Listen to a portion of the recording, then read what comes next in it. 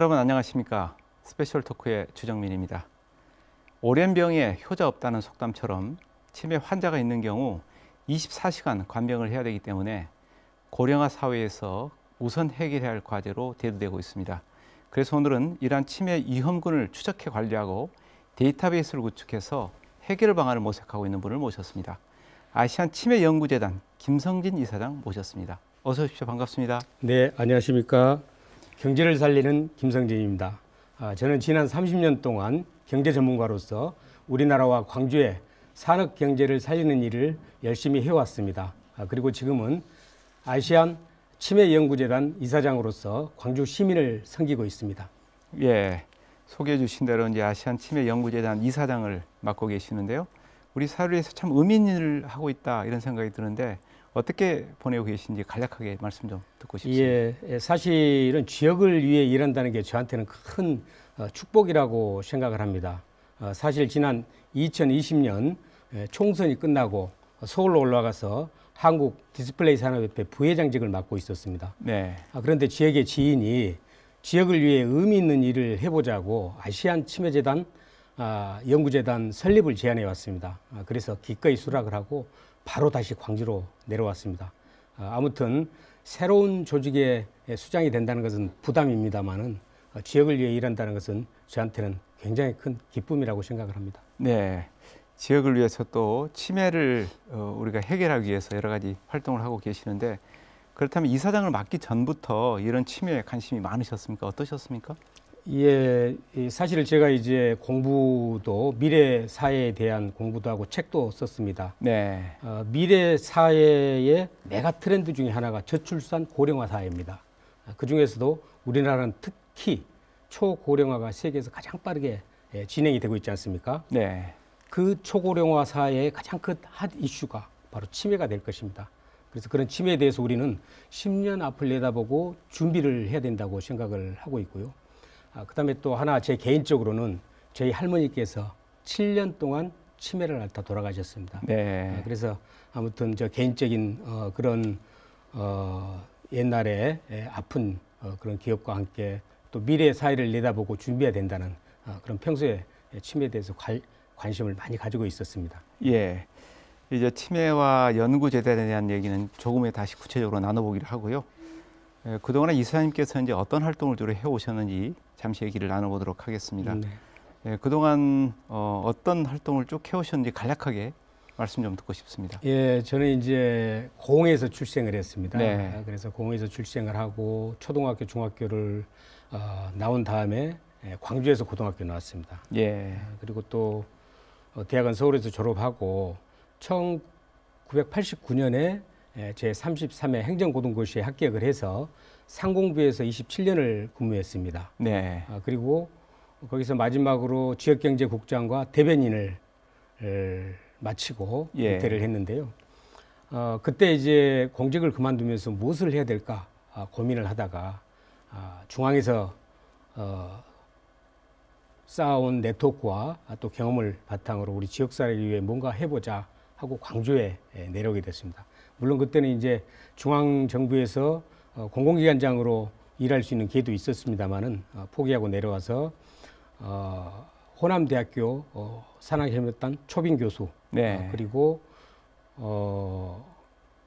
광주 테크노파크 원장 이런 것들을 하면서 우리 지역사회를 위해서 열심히 일을 했었습니다. 네. 그동안에 이제 지역에서는 여러 가지 활동을 하셔서 아마 시청자분들께서도 많이 아실 거라고 생각이 됩니다.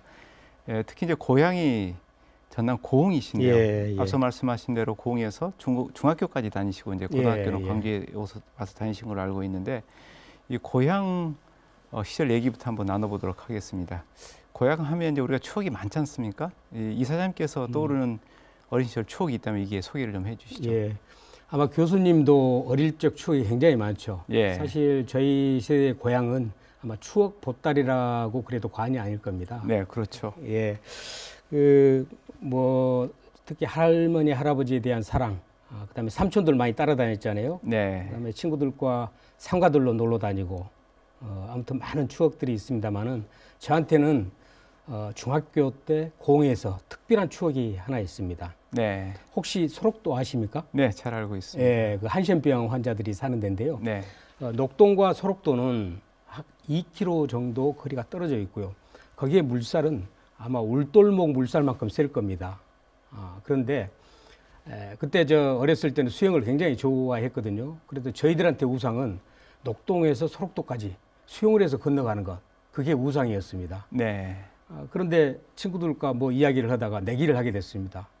저길 건너갈 수 있느냐 없느냐 해서 제가 내기를 가서 건너갈 수 있다 했는데 지금 생각하면 정말 위험한 도전입니다. 네, 그렇죠. 예, 그런데 아무튼 섬 물살이 얼마나 셌는지 섬의 우측 끝을 보고 수영을 했는데 섬의 좌측 끝에 도달을 했습니다. 그리고 그 도달하는 과정에서 찬물과 이 따뜻한 물이 막 이게 섞여가지고 온몸이 그냥 소름이 돋는 그런 경험이었는데 지금 생각해도 정말 아찔한 그런 네. 도전이었습니다.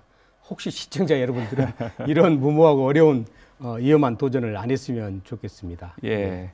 저희가 이제 어린 시절에는 그런 무모한 일들을 많이 했던 것 같습니다. 예. 그게 지금은 추억으로 남아있지만 굉장히 위험한 행동이었던 그러니까요. 것도 사실이었던 예. 것 같습니다. 예. 이제 중학교까지 고흥에서 보내시고 예. 이제 광주에 오셔가지고 고등학교 학창 시절을 보내셨는데 이 고등학교 시절도 우리가 또 추억거리가 되게 많고 기억에 예. 남는 일이 많지 예. 않습니까? 그 예. 시절 얘기 좀 듣고 싶습니다. 사실 고등학교 시절은 이것저것 다 해보고 싶은 네. 그런 욕심 많은 학창 시절이 아니었는가 그렇게 생각을 하고요. 제가 이제 아버님이 좀 빨리 돌아가시고 철이 일찍 들었습니다. 그래서 고등학교 1학년 때는 공부 열심히 하자 해서 열심히 했고 공부만 하다 보니까 또 친구가 그립지 않습니까? 네. 또 2학년 때는 친구들과 어울려 우정 쌓기, 또 친구들과 또 많은 시간을 보냈고요. 그런데 고등학교 3학년 때는 제가 80년도였습니다. 네. 여러분들 시청자 여러분들 다 기억하고 계실 겁니다. 80년 광주 5.18 민주화 운동이 있었던 때였습니다. 사실 5.18 5월 19일 날 계엄군이 진입했지 않습니까? 네. 그 전날까지만 해도 자유스럽게 정말 민주화 운동 시위를 질서정연하게 했었고요. 고등학생인 저도 그때 참여를 했었습니다. 뭐 사상 교육을 받은 적도 없습니다. 그렇지만은 그때 전두환 계엄사령관, 네. 이전이죠 보안사령관, 전두환 보안사령관 신현학 그때 뭐 대행체제가 됐었을 겁니다. 네. 근데 뭔가 잘못 돌아가고 있다는 걸 저희들이 전부 다 감지했었죠. 그래서 아무튼 그런 와중에 계엄군이 5월 19일 날 정확하게는 5월 18일 날 자정이죠. 5월 18일 날 자정에 계엄군이 들어오면서 저희 대동고등학교에서는 그 소식을 듣고 우리 다 충장로로 민주화를 요구하러 나가자. 네. 하고 운동장에 모여서 스크럼을 짜고 있었습니다. 근데 그때 선생님들이 나를 받고 지나가라. 너희들을 사지로 보낼 수 없다. 뭐 그런 와중에 이제 휴교령이 내리고 어떻게 제자들이 선생님을 받고 지나가겠습니까? 네. 그래서 이제 저희들도 스크럼을 풀고 하교를 하는데 벌써 시내는 불바다가 됐습니다. 그래서 이제 걸어 오다가 계엄군들이 대학생으로 보이는 형들을 추적하면서 쓰러지니까 곤봉으로 때리고 네. 곳곳에서 제가 그런 것들을 많이 목격을 했습니다. 그래서 그 계엄군들을 위해서 계엄군들을 향해서 네. 국민들을 향해서 왜 몽둥이를 휘두르느냐? 너희들은 부모 형제가 없느냐? 그러니까 저놈 잡아라고. 예. 아무튼 그렇습니다만은 뭔가 잘못되고 있는 거죠. 제가 집에 돌아가서도 집에 있을 수가 없었어요. 네. 그래서 아무튼 시민군에 합류를 해가지고 고등학교 3학년이었습니다만은 그때 저희들은 전부 다 군사훈련을 받지 않았습니까? 네, 그랬죠. 예, 그래서 집자도 타고 트럭도 타고 시대에 합류를 해가지고 아무튼 잘못된 상황에 항거를 했었죠. 근데 저는 국민을 향해서 총칼을 휘두르는 그리고 시민들을 간첩이라 그러는 그런 나라는 나라가 아니라고 생각을 했습니다. 네. 아무튼 불행스럽게도 제 후배 한 명은 실종이 됐고 친구 2명은 죽었습니다. 네. 아직도 5월 광주는 제 심장 속에서 함께 뛰고 있습니다. 예. 고등학교 시절에 이제 그런 경험이 있으시군요. 네. 예. 예, 그리고 이제 고등학교 시절을 마치고 대학은 또 경제학과를 진학을 하셨습니다. 예, 뭐 다른 여러 전공이 있음에도 불구하고 경제학을 선택하게 된 특별한 뭐 계기나 동기가 있으셨는지요? 네, 방금 제가 이제 말씀드렸는데 아버님이 좀 빨리 돌아가시고 네. 집안이 넉넉하지 못했습니다. 또 어머님도 많이 고생을 하시고 어머님이 하숙도 하시고 치킨집도 하시고 또 파출부도 하시고 그래서 잘 살아야 되겠다라는 생각이 굉장히 컸어요. 네. 그래서 저는 누가 조언해 준 사람이 없었는데 경제학과 가면 돈 벌 수 있겠구나. 그 단순한 이유 때문에 예. 경제학과를 선택했는데요. 공부를 마치고 보니까 이건 개인이 돈 버는 그런 학문이 아니고 국가와 지역의 경제 산업을 위해서 솔루션을 제시하는 그런 학문이더라고요. 네. 그래서 지금까지 그 경제학 전공하는 덕분에 경제 전문가로 30년 동안 활동하고 있습니다. 예. 이제 대학 졸업하고 또 대학원에 가서 네. 동일하게 경제학으로 석사 과정을 진행하던 중에 행정고시 합격을 하셨습니다. 예, 행정고시 아무나 합격하는 게 아니지 않습니까? 네. 그래서 꼭 준비도 하시고 그랬었을 것 같은데 행정고시를 이렇게 준비한 특별한 이유가 있으셨습니까? 예, 행정고시는 사실 저는 대학 갈 때까지 잘 몰랐습니다. 네. 어렸을 때 제 꿈 중에 하나가 우리 교수님처럼 학자가 되는 거였어요. 네. 근데 그때 분위기는 학자가 되기 위해서는 유학을 갔어야 돼요. 예, 그렇죠. 그렇죠. 교수님도 유학? 예. 근데 저는 그때 집안 사정 때문에 유학은 언감생심이었습니다. 그런데 학교 등교를 하다가 그때 우리 때만 해도 대잡아 붙이는 게시판이 다 있었지 않습니까? 예. 근데 거기를 딱 지나가는데 어느 공고문 하단에 유학의 특전이 주어짐 이 문자 제 눈에 딱 들어왔습니다. 이게 뭐지? 이걸 하면은 유학을 갈 수 있나 하고 딱 봤는데 행정고등고시 시험 요강 해가지고 그게 쫙 떴더라고요. 예. 행정고등고시를 하면은 유학을 갈 수 있겠구나 해서 제가 행정고시를 해야 되겠다 마음을 먹었고요. 그래서 영국 유학까지 가서 박사학위를 받고 그리고 또 호남대 교수까지 하고 제 어렸을 때 꿈은 이루었다고 이제 생각하고 있고요. 아무튼 그때 그 게시판을 본 그게 제 인생의 운명을 바꾼 네. 그런 저한테는 굉장히 소중한 그런 계기가 되지 않았나 생각합니다. 예. 행정고시 뭐 지금도 어렵습니다만은 그때 당시만 해도 정말 더 어려웠고요. 경쟁률도 굉장히 치열했었는데 이 준비하고 또 합격하기까지의 과정도 쉽지 않았을 것 같습니다. 그 과정 좀 듣고 싶습니다. 예전에는 그 행정고시 합격하고 이러면 이제 수기도 남기고 그런 네. 사례들이 있었는데 네. 예, 그 얘기 좀 간략하게 듣고 싶습니다. 아무튼 행정고시가 뭔지를 몰랐죠. 그런데 네. 이제 행정고시를 준비하겠다 마음을 먹고 좀 살펴봤더니만 여러 가지 직렬이 있었습니다. 뭐 일반 행정직, 재경직, 교육직, 사회직, 뭐 교정직 뭐 등등입니다. 기술직도 있었고. 네. 그런데 제가 이제 경제학과다 보니까 재경직을 선택했어요. 그런데 재경직이 행정고시 중에서도 가장 어렵다는 거예요. 그렇죠. 네.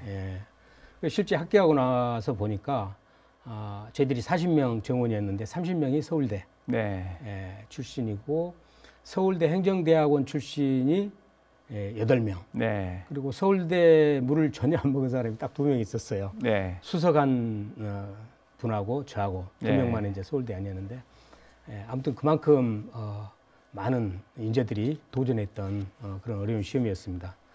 그런데 저는 이제 뭘 하나 하겠다라고 생각을 먹으면은 좀 불도저처럼 밀어붙이는 그런 스타일이라 그래가지고 대학 다닐 때 친구들이 제 별명을 등소평이라고 지어줬습니다. 네. 그래서 아무튼 공부 열심히 했었죠. 그래서 1차에 1년, 2차에 1년, 2년이란 시간 동안에 고생 그렇게 크게 안 하고 했습니다만은 그래도 남들 3년 이상 공부할 건 다 했습니다. 예. 그때 우리 때는 사당 오락이라는 거 있었는데 잘 아시죠? 예, 그렇죠. 예. 네. 그래서 아무튼 아침 7시에 일어나서 새벽 1시에 잠자기까지 운동하고 밥 먹는 거 빼놓고는 하루 종일 앉아 있었죠. 예. 그래서 제 자신과의 싸움이 아니었나 그렇게 생각합니다. 예. 1차 1년 뭐 2차 1년 이렇게 준비하셨으면 정말 짧은 기간 동안에 합격을 하신 거네요. 네. 예. 행정고시를 합격한 후에 이제 처음 발령 받은 부서가 어디인지 또 어떤 업무를 담당하셨는지 말씀 좀 해주시죠. 예, 제가 이제 첫 발령지는 상공부였는데요. 네, 그때 부처 배정은 성적순이었습니다. 네, 그때 우리가 40명이라 그랬지 않습니까? 그러면 이제 가장 먼저 1등이 나가서 자기가 선호하는 부처를 이렇게 선택하는 그런 시스템이었죠. 그런데 재무부가 그때 3명, 상공부가 4명, 기획재정부가 15명, 그다음에 국세청 몇 명, 건설부 몇 명 이렇게 쭉 나왔는데 1등부터 3등이 재무부를 선택했고 네, 4등부터 7등까지가 상공부를 선택했고 그다음에 나머지는 이제 경제기획원하고 국세청하고 좀 왔다 갔다 하면서 이렇게 이제 순위를 다 채웠는데요. 그때 당시만 해도 재무부는 금융 재정을 쥐고 있었기 때문에 세금까지 쥐고 있었기 때문에 파워풀했습니다. 네, 그래서 재무부는 파워풀, 상공부는 컬러풀하다 그랬어요. 여러 가지 다양한 업무를 하고 있기 때문에 컬러풀하다. 그리고 경제기획원은 거대 담론을 이야기하기 때문에 어너러블하다. 네. 아무튼 그렇습니다만 아무튼 제가 상공부를 선택한 것은 지금도 정말 잘한 선택이었다라고 생각을 하는데요. 왜냐하면은 다른 부처는 돈을 나눠주고 권한을 행사하는 부서인데 상공부는 조장하는 잘대라고 조장하는 부서입니다. 예, 지원해주는 부서죠. 예, 지원 부서입니다. 예. 그래서 제 성격 남을 도와주고 열심히 북돋아주고 하는 그런 제 성격하고 딱 맞지 않았나 그렇게 생각을 하고요. 그때 상공부 가서 첫 번째 업무가 그때 아마 다단계 판매가 사회적으로 굉장히 큰 이슈가 되고 있을 때였습니다. 네, 그래서 소비자 보호를 위해서 제가 맡은 업무가 그때 할부 거래에 관한 법률, 방문 판매에 관한 법률 그걸 제정을 했었습니다. 네. 그런데 아무튼 공직 시작하면서부터 어려운 업무를 맡아가지고 그때 아무튼 고생했던 그런 기억이 있습니다. 예. 그래도 이제 그렇게 어려운 일을 맡고 나면 또 이제 업무에 또 숙달해지는 그런 경험도 하게 됐을 것 같은데요. 27년간 공직에 계셨네요. 예, 네, 그래서 네. 주로 산업부 쪽에 쭉 계셨고 지역경제국장, 경제자유구역 기획단장, 전남 최신청 청장 뭐 이런 역임을 쭉 이런 역할을 하셨는데 제가 경력을 쭉 보니까 주로 이제 산업경제 전문가로 활동을 해 오셨는데 뭐 여러 가지 일을 하셨을 것 같습니다. 그 중에서 좀 기억에 남는 일 이게 좀 소개해 주시죠. 예, 이제 중앙정부에 있을 때 참 많은 일을 했습니다. 네, 기억에 남는 일은 국가 에너지 기본 계획을 제가 수립을 했고요. 그다음에 지금 많은 문제가 되고 있는 소재 부품 네, 발전 전략을 짰습니다. 그리고 또 산업의 가장 중요한 건 산업단지 아닙니까? 그래서 산업단지 혁신에 관한 법률도 제정을 했고요. 예, 정말 많은 일들을 했는데 그 중에서도 우리 지역 광주와 관련된 그런 기억들이 또 많이 있습니다. 네, 그 중에 가장 기억에 남는 거 하나만 말씀드리면은 그때 2013년도에 아마 삼성전자 광주 가전 공장이 동남아로 이전한다라고 해가지고 지역사회 그때 굉장히 이 산업하시는 분들이 굉장히 어려웠던 시기가 예, 있었습니다. 그런 발표가 있었죠. 예, 그때 이제 만약에 삼성전자가 이전하게 되면 그 빈 공간을 메꿔야 되지 않겠습니까? 그렇지 않으면 산업의 한 기둥이 무너지게 돼 있었어요. 그때 광주에 있는 전자부품 연구원의 한 박사님이 삼성전자가 이전하고 나면은 그 대체 산업으로 에어 가전 산업을 한번 육성해 보자. 네, 그래서 그때 사회 분위기가 국민들의 공기에 관한 관심이 굉장히 높았을 시기입니다. 미세먼지가 많았지 않습니까? 네, 그래서 이것은 정부에서 지원해 주면은 성과가 있겠다라고 저희들이 이제 우리 국가장 회의를 해서 그걸 결정을 했습니다. 지원을 하기로. 아무튼 그 에어가전을 하고 나서 광주가 그 빈 삼성전자가 떠나고 나면 빈 자리를 메꿀 수 있었고 또 개인적으로는 제가 테크노파크 원장을 할 때 네. 그 에어가전을 또 확산을 시킵니다. 예. 공기산업이라는 더 큰 산업으로. 전략산업으로 예. 것이죠. 네. 예, 그래서 이제 앞으로 미래 광주 산업의 한 축이 또 될 거라고 그렇게 생각을 합니다. 그래서 예. 아무튼 많은 일 중에 그런 일들이 좀 생각이 납니다. 예. 광주가 이제 공기 산업, 네. 에어 가전 산업을 전략 산업으로 선택한 배경이 거기에 있었네요. 네, 네. 예. 그리고 이제 2018년부터는 1년 넘게 광주 예. 테크노파크 원장으로 또 재직을 하셨는데 그때 이제 이뤘던 대표적인 성과들 이게 좀 소개해 주시죠. 예, 제가 이제 상공부에서 지역경제국장으로 일을 했는데요. 네. 그때 지역경제국장은 전국에 있는 테크노파크 업무를 총괄하는 그런 역할을 했었습니다. 그래서 그때 그 경험들이 제가 광주 테크노파크 원장으로 일하면서 굉장히 큰 도움이 됐습니다. 그래서 제가 일하는 기간은 1년이라는 짧은 기간이었지만은 정말 많은 일들을 했다고 자부를 합니다.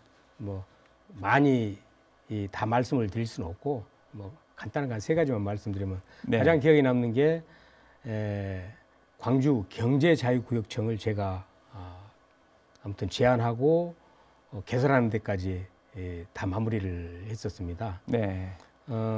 이게 앞으로 광주의 미래 산업을 위해서는 투자 유치가 필요하지 않습니까? 그 역할을 아마 하는 데 큰 도움이 될 거고요. 그다음에 두 번째는 그 인공지능이 또 광주의 대표 산업이지 않습니까? 네, 그렇죠. 초창기에 인공지능만 이야기됐었지 인공지능과 광주의 산업을 어떻게 연계시키느냐에 대해서는 논의가 안 돼 있었습니다. 제가 테크노파크 원장을 맡으면서 광주에 실질적으로 도움이 될 수 있는 인공지능 그걸 기획을 했었습니다. 네. 그래서 그것도 기억에 남고요. 그다음에 이제 그 미래의 산업들 중에 여러 가지가 있는데 정부 프로젝트들과 관련해서 공기 산업, 그다음에 그 화장품 산업, 그다음에 로봇 의료 산업 이런 것들 등등 포함을 해가지고 정부 프로젝트를 많이 떠왔는데요. 그때 전체 사업 규모가 한 1조 원 넘었던 것 같습니다. 네. 물론 이제 4, 5년으로 이렇게 나눠지니까 그 1년에 뭐 1조가 전부는 아닙니다만은 그래서 아무튼 그런 성과를 바탕으로 해서 광주 테크노파크 예산도 많이 늘었습니다. 제가 있을 때 기억으로는 아마 한 제가 취임할 때 600억 정도였는데 제가 끝나고 그 다음 예산이 한 1,000억 가까이 갔던 것 같아요. 네. 예. 좋은 일 많이 하셨네요. 예. 그리고 이제 원장 활동 중에 20대 총선에 출마하셨죠? 예. 그래서 이제 원장직을 사임하셨는데 당시 이제 여러 지역구가 있는데 광주 광산을에 출마를 하셨어요.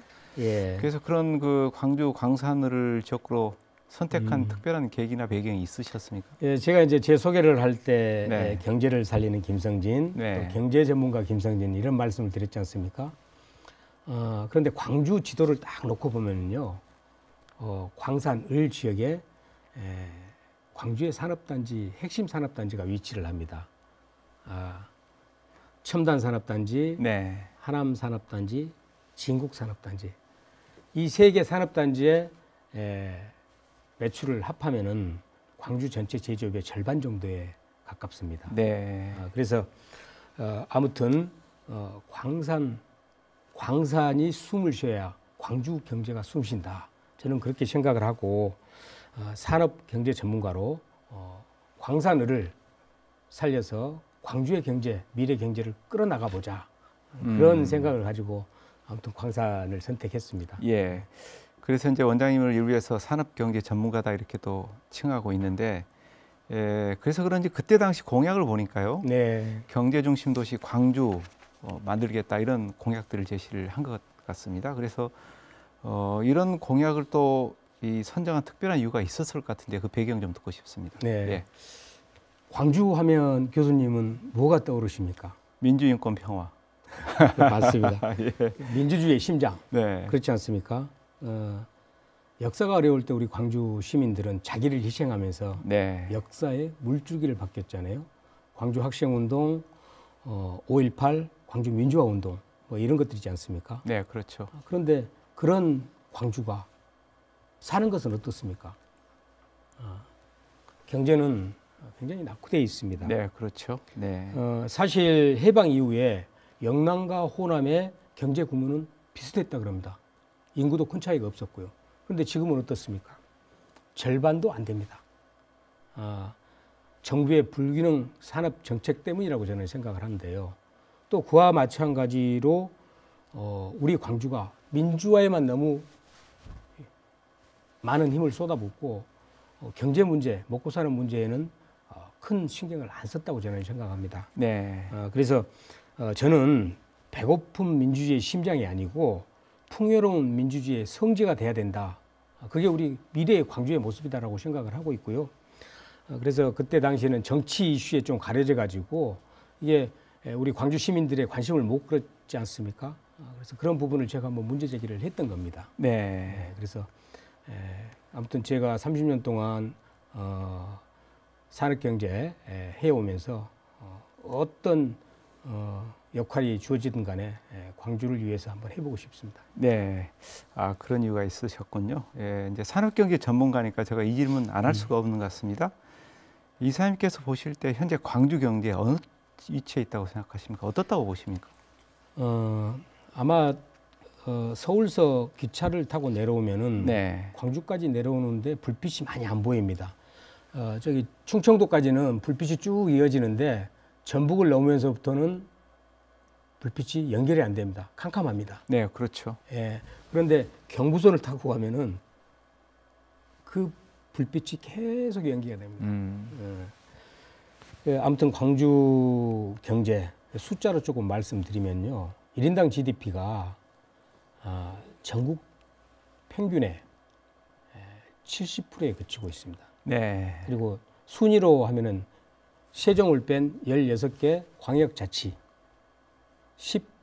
15위입니다. 예. 그리고 임금 수준 한번 또 볼까요? 임금 수준은 전국 평균의 80%입니다. 예. 그리고 순위로 보면은 조금 낮습니다. 14위입니다. 예. 아무튼 재정 자립도도 45.5%. 광역자치단체 중에는 가장 낮습니다. 예. 말씀 들어보니까 굉장히 열악한 경제 예, 환경인데 예. 이제 이렇게 어려운 경제 상황을 극복하는 방법, 해결책도 갖고 계실 것 같은데 좀 듣고 싶습니다. 저는 경제의 첫째도 둘째도 투자라고 생각을 합니다. 네. 민간의 투자가 전제가 되지 않으면은 경제 활력을 회복할 수가 없습니다. 그것은 여야를 막론하고 진보 보수를 막론하고 저는 반드시 우리가 해야 될 일이라고 생각을 하는데요. 광주도 마찬가지입니다. 우리가 예를 들면 GGM이라고 그러죠. 광주 글로벌 모터스. 여기 투자가 일어나니까 일자리가 올해까지 1000개가 생기고 네. 2, 3년 내에 또 1000개가 생긴다 그럽니다. 결국 민간 투자가 일어나야 일자리가 생긴다. 이렇게 제가 말씀드리고 싶은데요. 그래서 경제를 살리기 위한 투자 어떻게 하느냐. 광주의 입장에서 보면 저는 선택과 집중이 필요하다고 봅니다. 모든 걸 다 할 수는 없지 않습니까? 제가 방금 말씀드렸듯이 재정 자립도나 그다음에 산업 발전도가 굉장히 낮은 상태에서 모든 걸 다 할 수는 없습니다. 그래서 미래를 끌어갈 수 있는 그런 산업들, 예를 들면은 미래 자동차, 네. 바이오 헬스, 그다음에 인공지능 AI 이런 부분을 미래 선도 산업으로 지정을 해서 중앙정부의 예산을 활용해 가지고 클러스터도 만들어주고 그다음에 이게 우리가 산업을 활성화시키기 위해서는 여러 가지 센터들도 필요하지 않습니까? 네. 실증센터 뭐 이런 것들도 많이 만들어야 되고요. 저는 그것보다 더 중요한 게 기업들이 투자할 때 가장 어려움을 느낀 게 규제들입니다.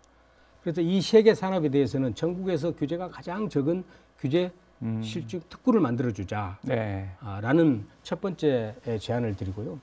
자, 두 번째는 노사 간의 관계가 기업의 투자 의사 결정을 하는데 굉장히 중요합니다. 네, 그렇죠. 예, 사실 광주에 지난 수십 년 동안 대기업의 투자가 하나도 없었습니다. 뭐라고 생각하십니까? 노사 문제죠. 그렇죠. 네. 광주하면은 정치하는 곳, 민주주의의 심장, 네. 기업하기 안 좋은 곳 이런 인식들이 남아 있어가지고 외부에서 투자를 굉장히 꺼려야 합니다. 그런데 저는 아무튼 이번 우리가 광주형 일자리 GGM 네. 이걸 만들면서 좋은 우리가 선례를 남겼다. 그래서 앞으로 그 투자를 확대하기 위해서 이러한 노사 상생 관계를 더 만들어야 되겠다는 두 번째 제안을 드리고요. 네. 마지막으로는 지자체의 의지가 굉장히 중요합니다.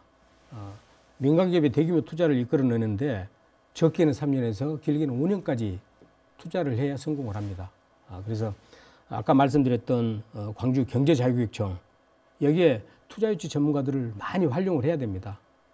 그래서 이런 세 가지 제안을 좀 해보겠습니다. 예. 굉장히 그 좀 분명한 해결책을 제시해 주셨는데 이걸 좀 잘 실행했으면 좋겠다는 생각이 듭니다. 예. 이사장님 참 치열한 삶을 살았다 이런 생각을 하고요. 또 지역을 사랑하는 여러 가지 마음도 함께 또 읽을 수 있었습니다.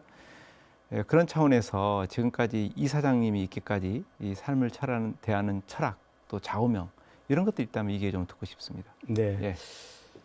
혹시 교수님 네. 세상에 없는 것 세 가지가 있다라는 이야기는 혹시 들어보셨습니까? 못 들어봤습니다. 뭐 많이 이제 뭐 회자되는 이야기인데요. 세상에는 공짜, 네.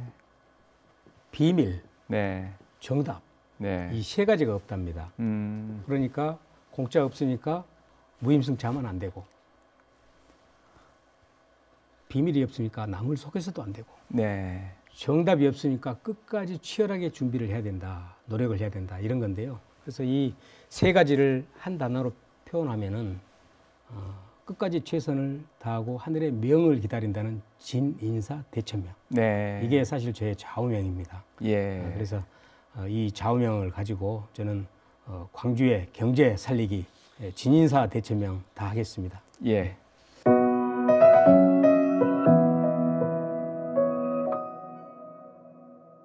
예. 그럼 지금부터는 이제 아시안 치매 연구 재단에 대한 얘기를 좀 나눠보도록 하겠습니다. 올해 초에 이 재단이 설립이 됐는데 우선 이 재단이 어떤 곳인지 좀 소개 좀 부탁드리겠습니다. 예, 아시안 치매 연구 재단은 치매와 관련된 연구, 치매와 관련된 산업을 지원하기 위해서 만들어졌고 이것이 결국 국민의 삶을 증진한다는 목표로 올 2월 달에 이제 설립이 됐습니다. 네. 그래서 뭐 하고 있는 일들 간단하게 한 세 가지만 말씀드리면은 60세 이상 어르신들의 무료 치매 검사를 통해 가지고 치매 데이터를 축적하고 있고요. 그다음에 치매 데이터를 활용해서 치매 연구 개발을 지원하고 있고 세 번째는 광주를 중심으로 한 치매 산업이 거점과 센터를 만들어야겠다. 그래서 이런 그 외에도 많이 있습니다만 이런 중심적인 일들을 하고 있습니다. 예. 뭐 이제 다른 여러 가지 이 분야도 있고 또 이제 우리가 관심을 가져야 할 내용들도 많은데 이 치매 연구재단을 출범시킨 특별한 이유가 있으셨는지요? 예, 아까도 잠깐 말씀드렸습니다만은 우리나라는 세계 최고령화 네. 속도를 지금 진행이 되고 있습니다. 일본이 지금은 아마 금년 작년 말인가요? 에서 27.5% 정도로 세계 1위 고령화 국가인데 2040년이 되면은 우리나라가 35%가 넘어갑니다. 예. 일본을 제끼고 우리나라가 세계 최고령 국가가 된답니다. 그리고 앞으로 50년 후인 2070년이 되면은 국민 2명 중에 1명이 65세 이상. 네. 이게 굉장히 빠른 속도로 진행되고 있는데요. 이런 초고령화 사회에서 치매는 핫 이슈가 될 수밖에 없습니다. 네, 그러겠네요, 보니까. 예. 아무튼 국민 질병 인식 조사를 했는데 가장 무서운 질병이 뭐냐라고 질문을 했는데 55%가 치매라고 대답했고 45%가 암이라고 이야기를 네. 했습니다. 아무튼 이런 사회적 요구에 부응하기 위해서 민간에서도 무슨 일을 해야 되겠다라는 그런 동기부여가 돼가지고 산학연에서 뜻을 같이 하는 사람 10명이 모여서 만들었습니다. 네, 그러시군요. 이 치매 관련해서는 또 광주 치매 코호트 연구단이 또 있습니다, 별도로. 이것과 지금 아시안 치매 연구재단과는 어떤 점이 다른지 좀 말씀 좀 해주시죠. 예, 광주 치매 코호트 연구단이 아시안 치매 연구재단을 설립하게 된 기본 토대를 제공했다고 네. 보시면 되겠습니다. 지난 10년 동안 광주 치매 코호트 연구단에서는 국책 사업을 통해서 굉장히 많은 데이터를 확보를 했는데 국책 연구 사업은 그 연구 사업이 끝나면 데이터를 계속 관리를 할 수가 없습니다. 네, 그렇죠. 예, 그래서 조선대 코호트 재단에서 이 연구재단을 만들어서 아시안 치매 연구재단을 만들어서 이 지금까지 축적된 데이터를 기탁을 할 테니 이 데이터를 활용해서 사회에 공헌을 하자. 하는 제안을 받았습니다. 네. 그래서 이제 그렇게 하고 나면은 광주 치매 코호트 연구단은 연구에 집중을 할 수 있고 지원기관으로서 아시안 치매 연구재단은 연구 개발과 산업 발전을 위한 지원 사업을 할 수 있고 네. 그래서 이렇게 서로 상호 보완하는 관계로 그래서 앞으로 일을 하게 될 것입니다. 예, 굉장히 좋은 의도로 설립이 됐다 이런 생각이 네, 드는데 이제 몇 가지 치매와 관련된 질문을 좀 들어보겠습니다. 치매 걸리는 이유 좀 듣고 싶습니다. 아마 예. 시청자들이 제일 궁금해하실 부분이 치매가 어디서 나오느냐에 따라서 뭐 좀 구분이 됩니다. 네, 전체 치매라고 이제 우리가 정의부터 해야 되는데 치매라는 것은 우리가 뇌의 이상으로 인해서 정상적인 생활을 할 수 없는 네. 이런 걸 보고 우리가 이제 치매라 그러는데요. 그래서 이제 뇌 세포에 문제가 생겨서 인지 기능에 문제가 생긴 이걸 우리가 알츠하이머라 그러는데요. 알츠하이머병이 전체 치매의 한 80% 정도를 차지하고 있습니다. 그다음에 이제 우리가 뇌출혈, 뇌혈 뭐 이런 거 있지 않습니까? 혈관, 네. 뇌 혈관에 문제가 생겨서 인지 기능이 문제가 생기는 경우 이런 걸 혈관성 치매라 그럽니다. 이게 한 10% 정도 됩니다. 그리고 파킨슨 병이라든가 알코올이라든가 이런 건 기타가 한 10% 정도를 차지하고 있는데요. 자, 이런 치매를 또 발병 원인에 따라서 분류를 해보면은 유전적인 요인, 네, 또 생활 습관적인 요인, 환경적인 요인 이런 많은 요인들이 합쳐져서 치매를 유발하게 됩니다. 우리가 치매 환자들을 분류를 해보면은 60%가 여자, 남자가 40%인데 이게 유전적 요인 때문에 그렇습니다. 그래서 유전적으로 문제가 있는 사람이 나쁜 생활 습관까지 하고 있으면은 그렇지 않는 사람보다 치매 발병률 3배가 높아진다 그럽니다. 네. 예, 그래서 아무튼 치매는 여러 가지 요인에 의해서 발병이 된다 이렇게 말씀드릴 수 있겠습니다. 예. 이제 발병이 안 되는 게 제일 좋은 경우인데 네. 이제 발병이 되면은 어쩔 수 없이 치료를 해야 되는 측면이 있고요. 그렇지만 또 이제 우리가 기술적으로나 여러 가지 치료 기술을 통해서 치매 유병률을 좀 낮출 수는 있을 것 같습니다. 그런 기술들이 또 개발이 되고 있다는 얘기를 들었습니다. 네. 치매는 아직까지 치료제가 없습니다. 그래서 미리 치매에 걸릴 사람들 미리 발견해서 예방하는 게 굉장히 중요합니다. 우리가 치매에 걸리기 전 단계를 인지경도 장애라고 그럽니다. 예. 인지경도 장애에 있는 분들이 치매로 진행되는 게 1년 있다가 10%, 5년 있다 50%입니다. 그렇기 때문에 치매 이전 단계 치매에 걸릴 확률이 많은 분들을 미리 예측하는 게 사실 굉장히 중요한 것이라고 생각을 하고요. 그래서 현재 AI와 빅데이터를 활용해서 치매 예측 진단을 하는 방법들이 개발이 되고 있습니다. 네. 빅데이터와 AI를 활용한 치매 극복 방안, 극복 기술 이런 게 되겠네요. 예. 그 얘기 좀 소개 좀 해주시죠. 현재 쓰고 있는 방법 중에 하나가 네. 우리 이제 구강에도 유전체가 많지 않습니까? 네. 그래서 이제 구강에 있는 유전체를 검출해 내 가지고 이것을 분석을 해서 예측을 하는데요. 이게 예측률이 25%밖에 안 됩니다. 현재 우리 치매관리예방센터에서도 이걸 하고 있는데 이런 단점 때문에 더 많은 데이터와 더 많은 예측 기술을 활용해서 유전체 진단 칩을 만들어 보자. 네. 그러면 이게 지금 25%에 머물던 예측률이 80%까지 올라갈 수 있답니다. 그래서 지금 우리 국내에서는 라는 그런 회사가 있는데 지금 이제 개발을 열심히 하고 있습니다. 예. 그러면 그 기술이 이제 활성화되고 또 개발돼서 적용이 되면은 일정 부분 또 예방도 가능하겠네요. 예방적 조치들이 가능하기 때문에. 예, 그렇습니다. 시청자들이 궁금해하는 게 그러면 우리가 일상생활 속에서 네. 간단하게 이렇게 치매인지 아닌지를 검사할 수 있는 방법이 있을까라고 생각할 것 같습니다. 그 얘기 좀 해주시죠. 예, 집에서 치매 진단을 할 수는 없고요. 네. 그래도 걱정이 되지 않습니까? 내가 요즘 기억도 깜빡깜빡하는데 혹시 치매 아니야? 집에서 할 수 있는 방법은 있습니다. 치매 안심센터라는 그 국가기관이 있거든요. 네. 거기를 온라인으로 들어가면은 거기에 보면은 자가 진단 코너가 있습니다. 네. 거기 한 15개 정도의 질문이 나오는데 그걸 체크해보고 그중에 한 7개 이상이면은 치매 예방센터나 병원으로 가서 정밀 진단을 받으세요라고 이렇게 나옵니다. 예. 예. 그래서 아, 그걸 활용하면 되겠네요. 예, 집에서는 치매 안심센터 온라인을 방문해 보시면 됩니다. 예. 앞서 이제 이 치매가 유전적인 요인이 굉장히 강하다 이런 말씀하셨는데 예, 그런 측면에서 이제 치매를 안 걸릴 수는 없는 부분이 있는 것 같고요. 그래서 치매를 늦추는 게 굉장히 중요해 보이는데 그렇습니다. 예. 가정에서 이제 치매를 늦추기 위해서 또 어떤 방법들이 있는지 좀 예, 듣고 이제 싶습니다. 저희들이 333 치매 예방 수칙이라고 예. 해서 이제 국민 운동을 하고 있는데요. 첫 번째 3은 3권입니다. 네. 권하는 것. 이것은 운동. 일주일에 2번 내지 3번은 1시간 이상 유산소 운동을 해라. 그다음에 이제 음식도 굉장히 중요합니다. 네. 뇌 건강에 좋은 음식, 뇌 단백질 공급하는 것들이거든요. 그래서 오메가3와 관련된 등푸른 생선이라든가, 그다음에 호두나 잣 같은 거, 이런 것도 좋지 않습니까? 그다음에 식물성 중에 이제 브로콜리 같은 뭐 이런 것들을 많이 섭취하시면 되고요. 그다음에 독서도 굉장히 중요합니다. 뇌를 계속 훈련시키는 독서나 글쓰기. 이게 상권이고, 3금은 뭐 말씀 안 하셔도 뭐 모든 병이 다 똑같은 것. 음주, 네.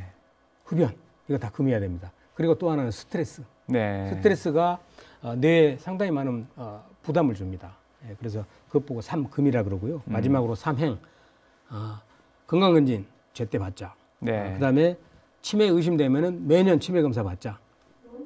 그다음에 사회적 교류를 많이 해야 됩니다. 혼자 있으면은 치매에 노출되기가 쉽습니다. 그래서 어르신들 복지관에 많이 가시고, 그다음에 자식들도 부모님한테 하루에 한 번씩 전화해서 대화하는 뭐 이러면 좋지 않겠습니까? 예. 예, 그런데 이런 치매는 이제 사실은 개인이나 가정에서 해결할 문제가 아니고 국가 차원에서 좀 관심도 필요하고 또 지원도 해주고 이럴 필요성이 있어 보입니다. 이 부분에 대해서는 어떻게 생각하고 계신지요? 예, 뭐잘 아시겠습니다만 개인적으로 기억을 잃어버린다는 것은 인간의 존엄성을 상실한다는 겁니다. 네. 불행한 일이죠. 또 가족들은 치료에 드는 비용도 만만치 않고 또 누군가는 간호를 해야 되지 않습니까? 가족 간에 많은 이 싸움의 원인이 되기도 하고 불협화음의 원인이 그렇죠. 되기도 합니다. 그래서 뭐 개인 또 가족뿐만이 아니고 국가적으로는 한 사람 치매 환자에게 들어가는 국가 예산이 2천만 원입니다. 네. 2021년 총 17조 원의 이상의 예산이 사용이 된 사회적으로도 굉장히 큰 그런 부담이 되고 있고요. 그래서 이제 우리나라는 국가 치매 책임제를 시행하고 있습니다. 그런데 지금까지는 아까 그 말씀드린 예산들이 치매 환자들한테만 전부 다 사후적으로 이렇게 운영이 되고 있거든요. 그래서 앞으로 치매 환자들 관리도 중요하지만은 국가적으로 더 먼 미래에 예산을 아끼기 위해서는 치매를 예방하는 부분에 투트랙으로 치매 관리 플러스 치매 예방, 앞으로는 치매 예방까지 국가 재원을 더 많이 투입을 해야 된다라고 생각을 하고 있습니다. 예. 아시안 치매 연구재단에 이제 출범했기 때문에 앞으로 활동이 기대가 되는데요. 어떻게 이끌어나갈 계획을 갖고 계신지 좀 듣고 싶습니다. 우리 아시안 치매 연구재단의 가장 큰 그 목표는 광주를 치매 연구와 치매 산업의 중심지로 만드는 겁니다. 그래서 이 목적을 실현하기 위해서 아무튼 금년 말까지는 저희가 아까 조선대 치매 코호트 연구단에서 치매 관련 데이터를 받았다고 그랬지 않습니까? 그 데이터를 사용자들이 쓰기 쉽게 지금 재분류 작업을 하고 있는데 연말까지 작업을 해서 내년에는 그것을 서비스할 수 있도록 지금 준비를 하고 있고요. 네. 그래서 그 서비스를 가지고 우리가 국가 데이터를 가지고 국가 연구사업에 직접 참여를 하고 그다음에 지역에 있는 관련 기업들한테는 데이터 제공을 해서 지역 경제 발전에도 도움이 되려고 그렇게 지금 계획을 하고 있습니다. 예, 계획하신 목표 꼭 이루기를 바라겠고요. 네. 마지막으로 시청자들에게 한 말씀 부탁드리겠습니다. 예, 시청자 여러분, 경제가 많이 대내적으로 어렵습니다. 저희 아시안 치매 연구재단에서는 이런 어려운 환경 속에서 더더구나 치매에 염려가 많은 어르신들을 위해서 치매 무료 검사를 해주고 있습니다. 치매 걱정되시는 어르신들 저희 아시안 치매 연구재단 방문해 주시면 내 아버님, 어머님처럼 모시도록 하겠습니다. 그리고 어려운 여건 속에서 광주의 미래를 위해서 광주 경제지킴이 김성진 더 열심히 노력하도록 하겠습니다. 예, 오늘 말씀 잘 들었습니다. 감사합니다. 네, 고맙습니다. 예.